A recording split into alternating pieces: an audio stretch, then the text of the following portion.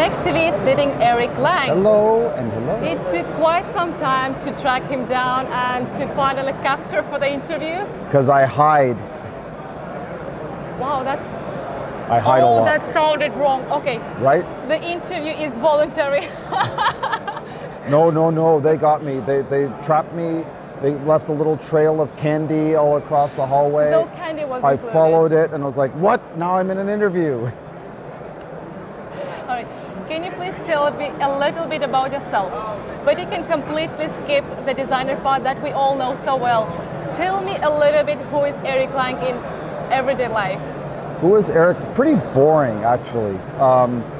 So I mean, I'm a creative guy. Like everything I do is based on my love of creating things. So, I mean, I'm a writer in my other life. I love writing. I studied screenwriting for a couple of years. I wanted to be like the next Joss Whedon. I wanted to write like a Buffy, Vampire Slayer type show. I love movies, comic book stuff. I'm a musician in another life.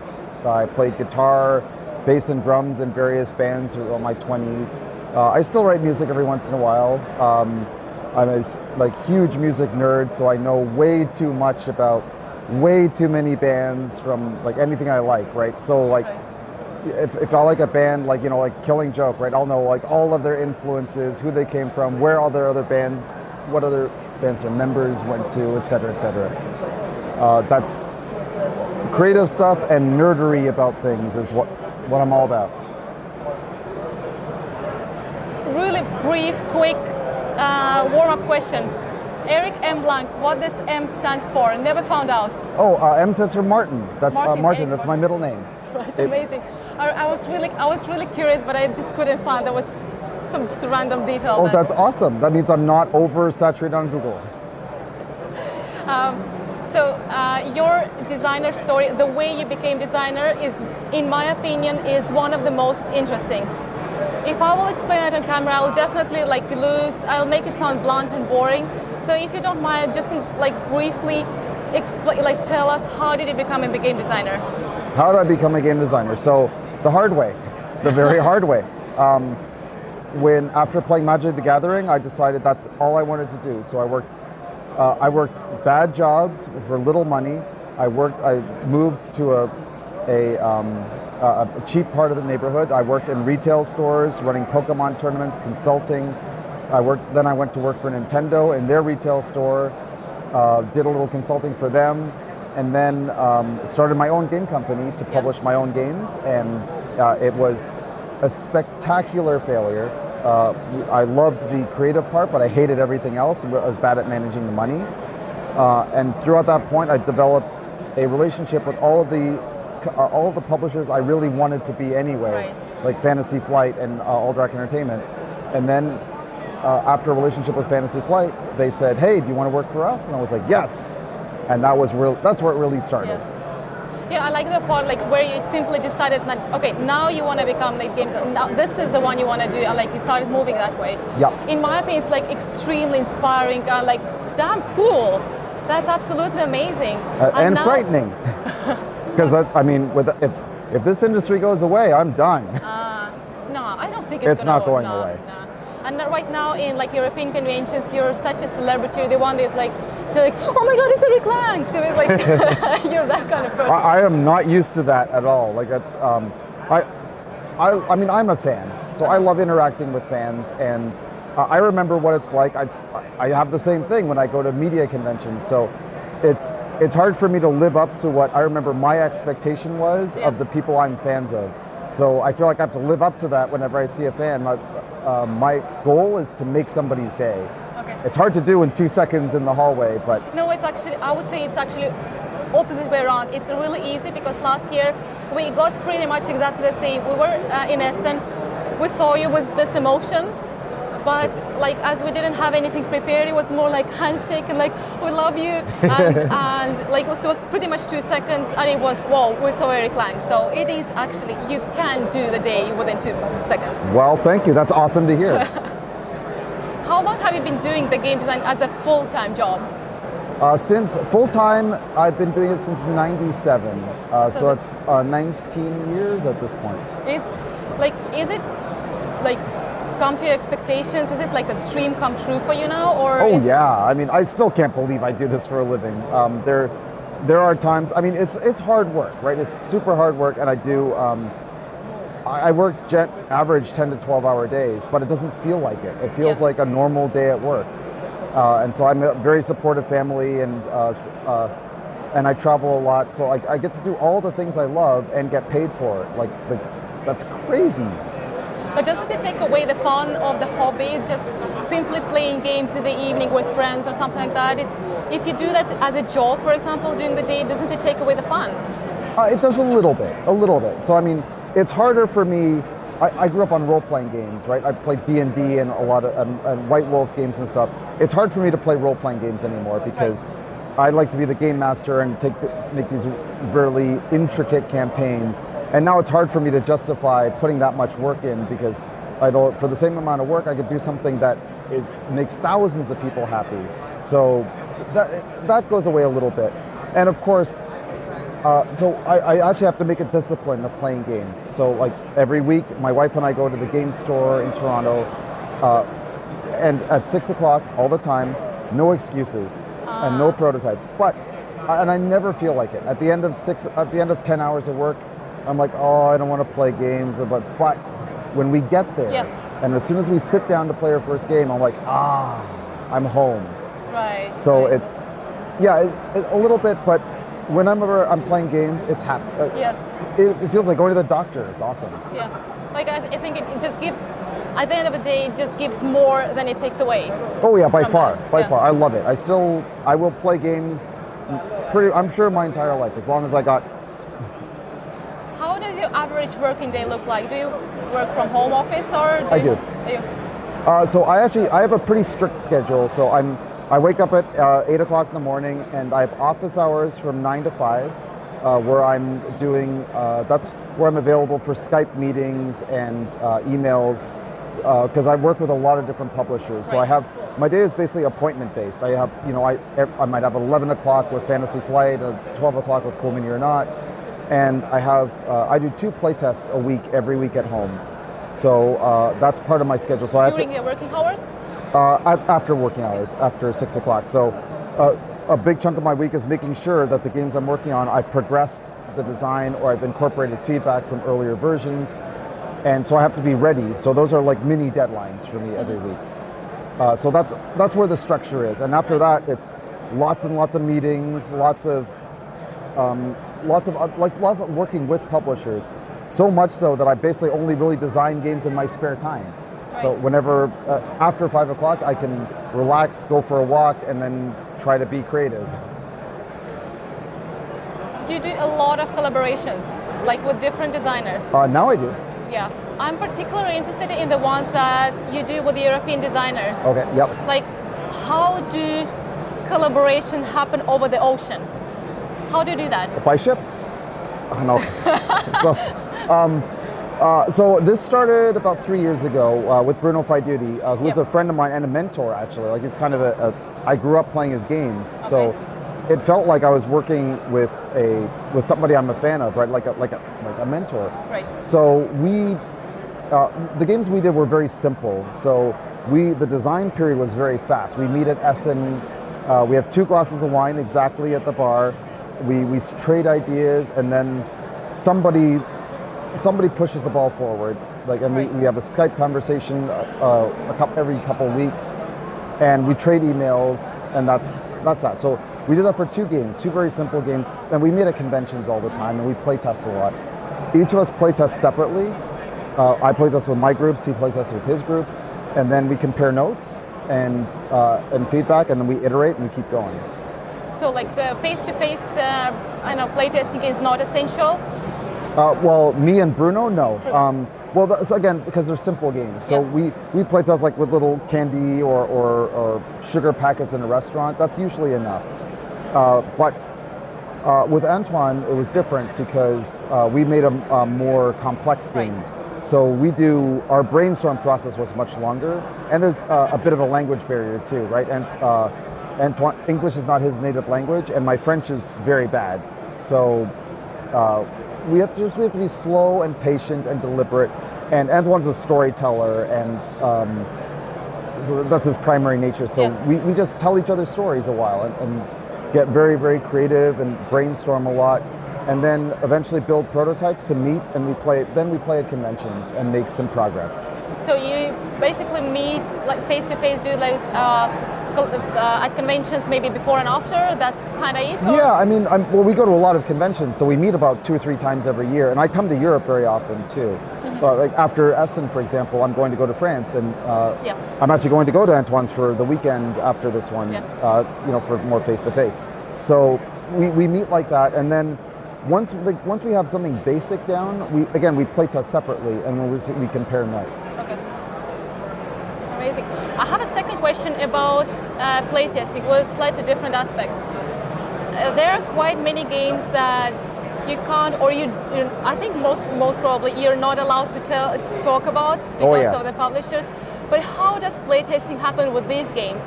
How do you make the playtesters keep their mouths shut? Well, my playtesters signed an NDA form. Like, we have a contractual NDA with my studio. They're legally obligated not to say anything. And I also, I've worked for years on our playtesting program, and my wife runs it.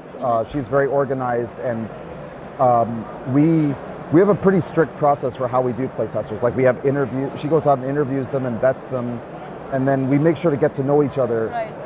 And it gets a little personal before we start to do really secret projects. That's amazing. I was kind of thinking, you should have an signed agreement, absolutely. non-disclosure. But it's nah. I couldn't even think that's Wow. That's very straight. Especially some publishers are stricter than others. So, for example, if I'm doing an FFG game, I know that only these X number of playtesters who have very deep NDAs and years of trust, only those people will be allowed to test. Wow. And I have a game I'm working on with right now with somebody else that is so secret that most of my playtesters can't even see it. So I have a separate group that I have that only plays that game. That's amazing. Wow. That's much more serious than I thought. It's my living. I have. Right. So you're now so popular, like a celebrity. How easy it is to get your games published now? Do you just walk in the publisher's office and hear yes, we're going to publish? Excuse me, here's my game, just take it. I have been blessed very with some success, and I actually don't really make games on my own anymore. I usually work with, I plan games far ahead of time with publishers at this point. I have 3 or 4 publishers that are my favorites, and I make games with them. Right. So with Cool Mini or not, I have 3 years worth of games already planned out that I haven't even started yet. So I have to. So I have so much to do that I don't have time to make games on the side and then pitch. So I actually don't really pitch to publishers anymore, except in Europe. So with my collaborators, with Bruno, with Antoine, we did do that, and I actually enjoyed that process very much. I loved the excitement of not knowing who's going to get this game. But of course, yes, you're right, it's not very difficult to get a game. However, the publishers that I like working with are the ones that don't take it for granted. They don't just say, oh, it's you, I'll take the game, I don't even look. They look at the game and say, well, I'll take it based on the strength of the game, not just because it's you.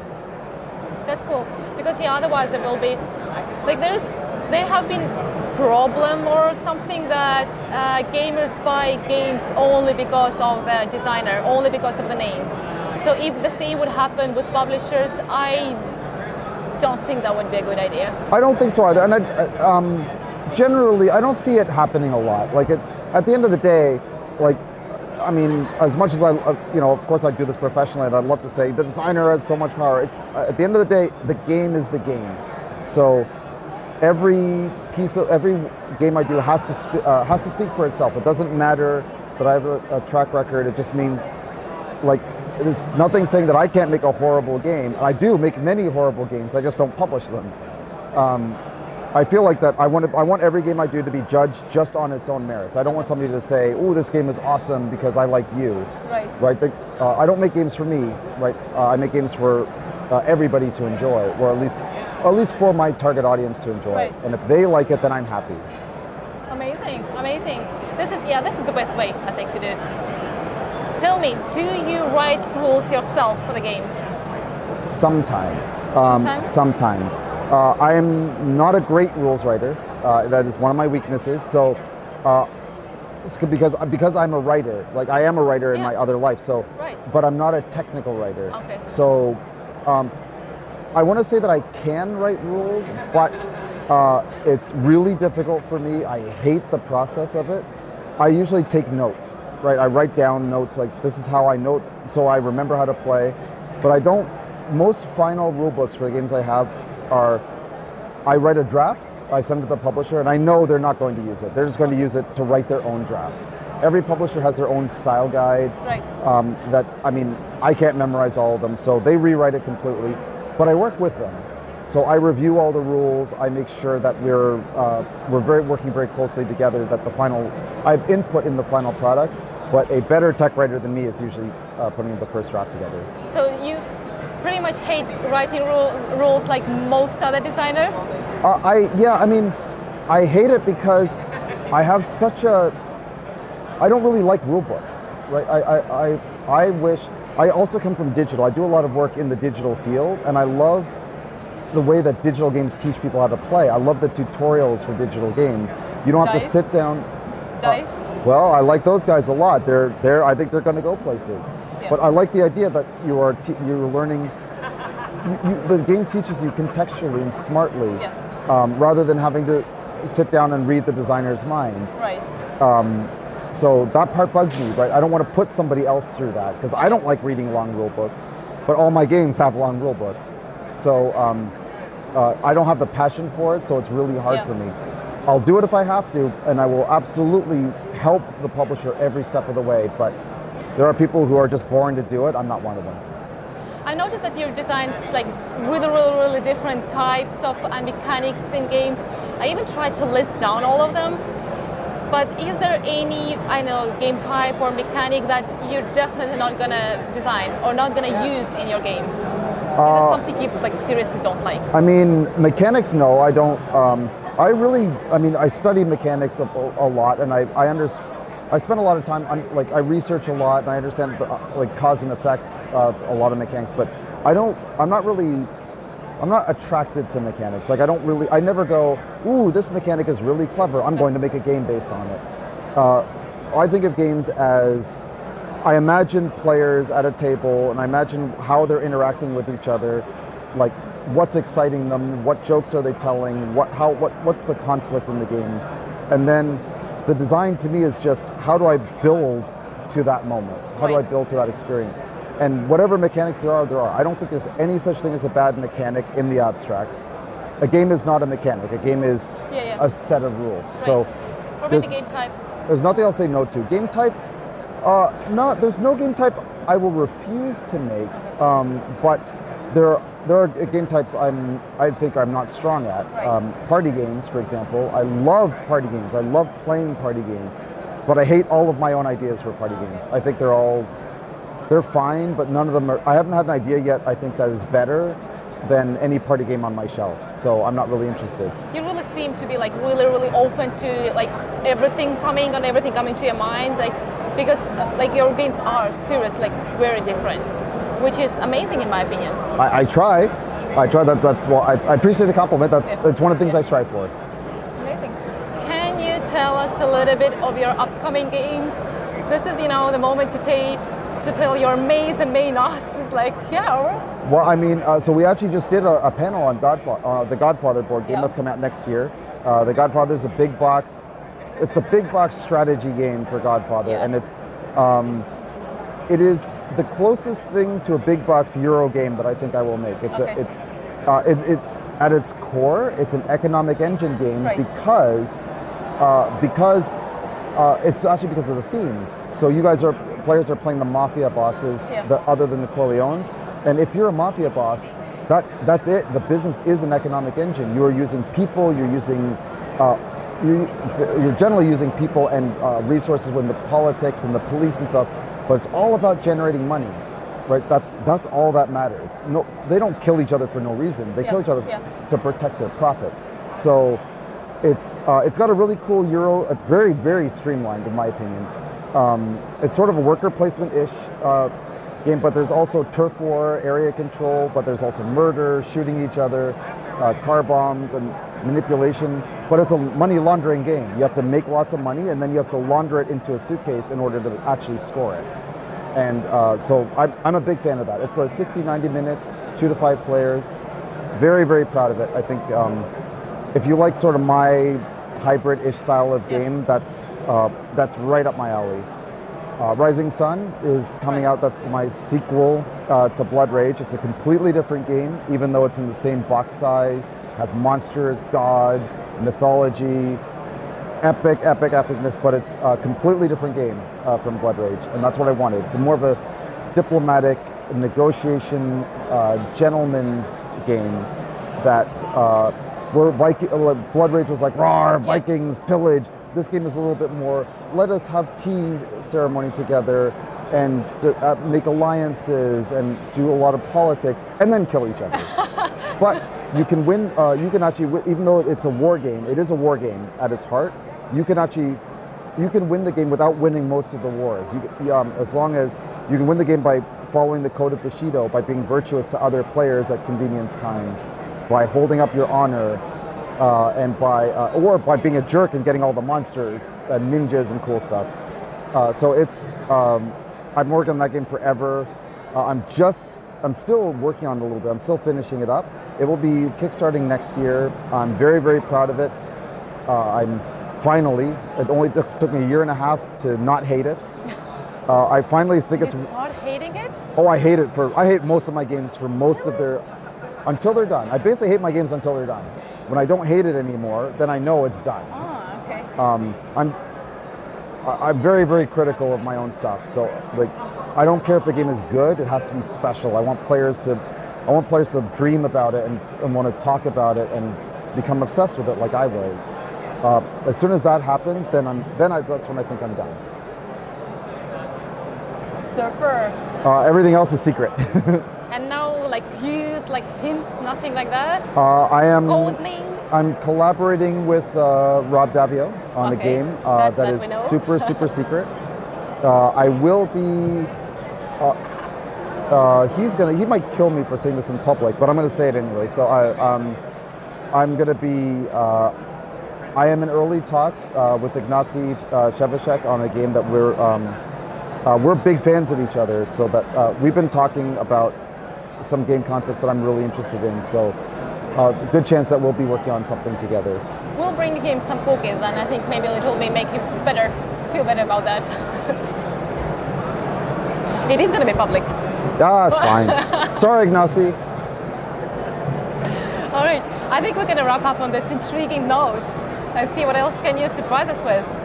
Thank you really, really, really much for taking the time, finding like the space in your schedule, and oh, it's my pleasure. Yeah, continue being celebrity here. Yeah, I'm still not used to it. I don't think I ever will be. You should. I think it will be better for you, easier for you too. Let's stay real, I guess, or something. I don't know. Thanks so much anyway. Thank you. Yeah. It's a pleasure. Yeah, thank you. Bye-bye.